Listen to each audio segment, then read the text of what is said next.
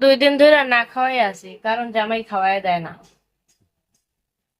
মানে আমি যদি ওরে 3 দিন না খাওয়াই দেই তাহলে 3 দিন না খায় থাকবে, এটি কোনো কথা বলেন তো?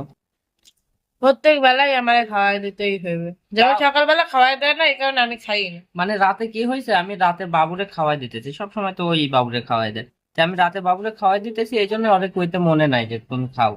এই জন্য ও বইসা থাইকা মানে মোবাইলটা আবার এদিকে নষ্ট করে ফেলাইছে, মোবাইলের ডিসপ্লেটা আসার দিয়া ভাঙছে, ভাঙার পরে এখন কোন রকমের দেখা যায়, কিন্তু 2 দিন ধরে আবার টাচটাও ভালো মতো কাজ করতেছে না। এই জন্য ও হচ্ছে ওই উম, ছবি ভিডিও যেগুলো আছে এগুলা বাঁচতেছে, যে মোবাইলটা নষ্ট হয়ে গেলে তো ছবি ভিডিও গুলো হারাই যাবে।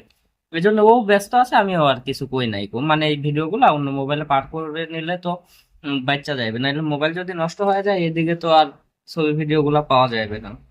এই জন্য আমি বলি না, এই জন্য রাগ হয়ে গেছে কেন আমারে বললো না। তাহলে এই জন্য রাতে খাই খাই নাই, নি।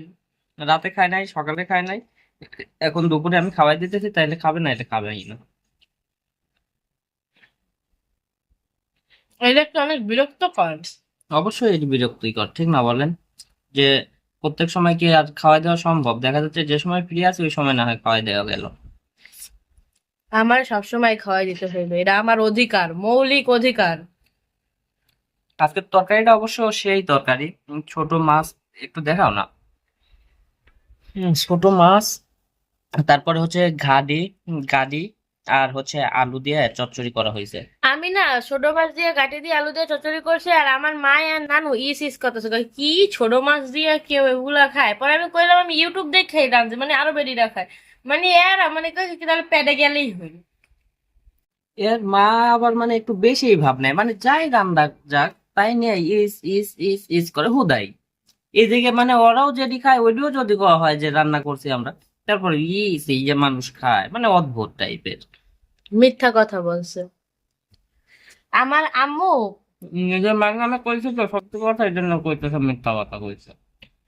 মানে আমার কম্বিনেশনটা মানে এমন একটা মাছ, মনে করেন একটা পাঙ্গাস মাছ দিয়ে একটা এমন একটা সবজি রান্নলাম যেটা পাঙ্গাস মাছের সাথে যায় না, এটা বললে এরা ইস করে।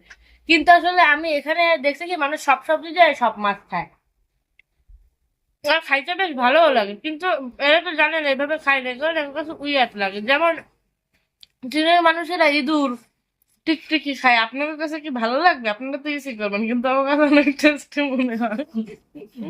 এই বিষয়টা হচ্ছে আমার মার আর ওর সাথে। অদ্ভুত।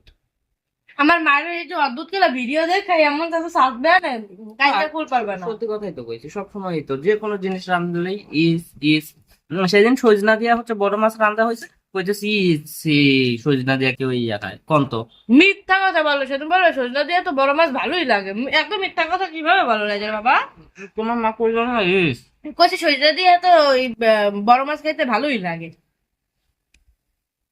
কইলো না যে ইস ইয়া খায় মানুষ? কইছে মিষ্টি কুমড়া দিয়া হয়ে যে ওই যে মাছের মাথা, মানে আজকে যোজনের একটা মাছের মাছ কিনছে, ওই মাছের মাথা আমি ঘাটবো। এটা শুনে না মাই কইছে ইস, কারণ একবার দিকে এরকম ঘাটি খায় না। কিন্তু মানে ও আবার আমার মার সবকিছুতেই দোষ দেয়, অদ্ভুত একটা জামাই পাইছে আমার মা। তোমার মা যেমন আমার সবকিছুতে দৌড় দেখে। এই ভিডিওটা মাই দেখলো আর সত্যি সত্যি জুতো মারবে, আর তখন ভয় পেয়ে কলই ধরবে না।